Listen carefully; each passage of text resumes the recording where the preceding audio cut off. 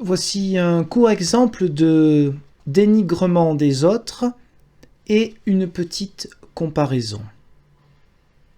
Nous ne devrions pas nous laisser séduire ou fourvoyer par des sophismes ou des théories. Nous devrions au contraire suivre les simples enseignements de la Bible et tirer une conclusion à la lumière de cette parole révélée après un examen sérieux. Le contexte de cette critique, c'est la Trinité. Quelques précisions. Donc, ce que disent les autres, ce sont forcément des sophismes ou des théories. Il n'y a même pas le respect des mots. C'est de la théologie. On peut être en désaccord avec la théologie chrétienne traditionnelle de la Trinité, sauf que ce monsieur et son prédécesseur n'étaient visiblement pas au courant ou ne voulaient pas l'être des diverses manières, parfois très spirituelles, de parler de la Trinité. On peut être en désaccord sans forcément pour cela dénigrer le mot même. Trois dieux. Ceux qui croient au dogme de la Trinité, qu'une manière de comprendre Dieu, Père, Fils, Saint-Esprit, nous ne croyons pas en trois dieux. Donc même si l'on pense que ceux qui croient à la Trinité croient en trois dieux, on peut leur laisser au moins le bénéfice du doute, c'est-à-dire voilà, eux pensent qu'ils ne croient pas en trois dieux, mais ils croient en trois dieux, je vais vous prouver pourquoi. Mais non, il s'agit d'amoindrir même par les mots. Théorie, non, c'est de la théologie.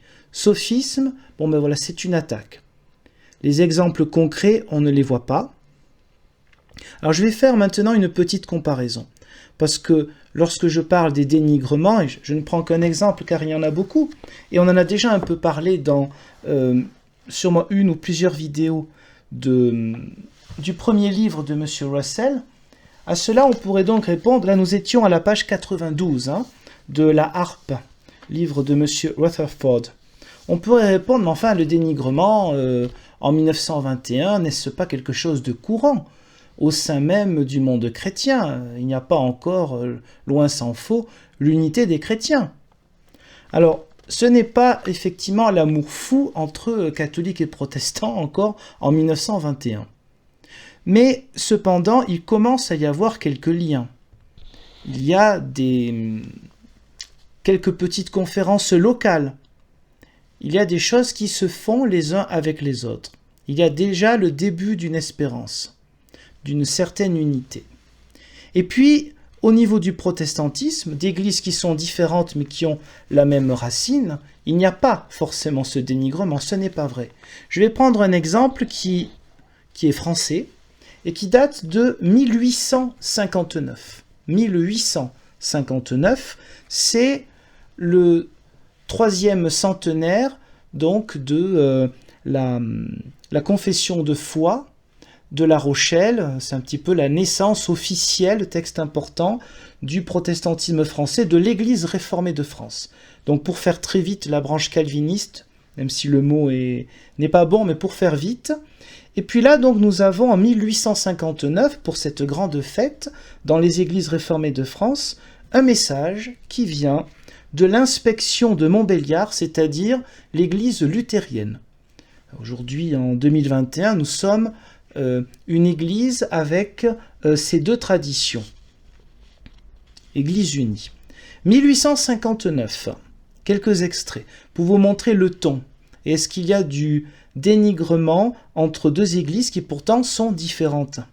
Montbéliard, le 24 mai 1859.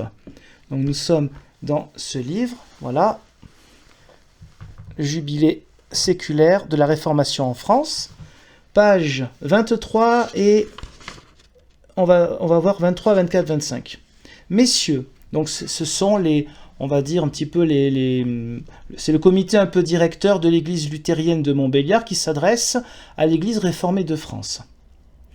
Nous avons été chargés par messieurs les pasteurs de l'inspection de Montbéliard, inspection ecclésiastique, réunis en conférence le 1er mai courant, de vous exprimer nos chrétiennes et fraternelles sympathies à l'occasion du jubilé, 3 fois séculaire, du synode tenu à Paris en mai 1559, qui constitua en quelque sorte l'Église réformée de France, malgré les persécutions qui l'assaillaient alors de toutes parts. Nous nous souvenons avec reconnaissance que ce fut l'un des plus illustres fondateurs de cette Église, Guillaume Farel, qui jeta les premières semences de l'Évangile retrouvé dans le champ de notre pays, déjà préparé à les recevoir par les sages mesures qu'avait prises, dès la fin du XVe siècle, Eberhard le Pieux, duc de Wurtemberg, pour développer dans les écoles l'instruction et l'éducation chrétienne. Petite pause.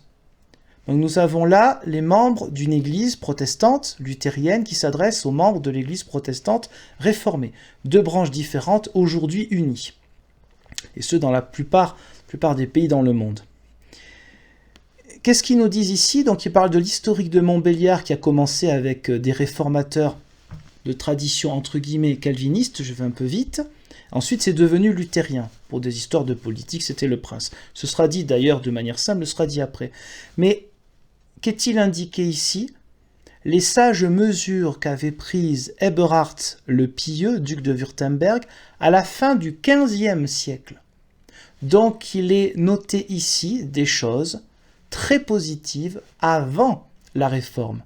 Bon, il y en aurait des milliers d'exemples là-dessus. Je veux montrer par là qu'une église protestante, vers le milieu à peu près, milieu fin, 1859, du 19e siècle, dans un pays où le protestantisme est minoritaire, où il a vécu des persécutions ou du moins de grosses difficultés selon les régions, reconnaît sans aucun problème les valeurs, les vertus de ce qui a pu se vivre à l'époque avant la Réforme, donc bien sûr à l'époque catholique romaine, dans l'Occident, dans certaines régions. Voilà. Donc si vous voyez qu'il y a, si vous croyez qu'il y a un lien entre ça et ce monsieur Rutherford, vous voyez bien qu'il y a quand même une différence énorme d'approche. Ensuite, dans le texte, il remercie donc, voilà, il rend grâce un petit peu, il rend de grâce le pays de Montbéliard pour ce qui s'est vécu grâce à des gens, on va dire, plutôt proches de Calvin que de Luther. Ce n'est point à dire, messieurs, que nous regrettions notre organisation actuelle, mais nous pensons qu'en attendant que les esprits et les cœurs se soient inclinés vers une union plus complète par des concessions mutuelles, c'est comme ça qu'on voyait les choses à l'époque. L'union de l'Église protestante unie de France, communion luthérienne et réformée, ne s'est pas faite par des concessions mutuelles. C'était le langage de l'époque. Cela s'est fait dans une grande facilité par un travail théologique et aussi administratif et légal. Je reprends. La partie essentielle de cette union est déjà obtenue, 1859, par les emprunts réciproques de pasteurs que se font depuis quelque temps les deux églises issues de la réforme du XVIe siècle, par l'apaisement graduel des passions dogmatiques et par le principe de liberté religieuse individuelle qui y domine, en dépit de quelques oppositions isolées et sans importance réelle. 1859, échange entre luthériens et réformés. Le livre de M. Rutherford, 1921, dans un pays, les États-Unis d'Amérique, où la liberté religieuse est plus que sacrée, mais dans notre contexte-là, ce monsieur parle des autres, de tous les autres chrétiens, comme des gens qui ne peuvent écrire que des sophismes, des théories qui sont séductrices et qui viennent du diable.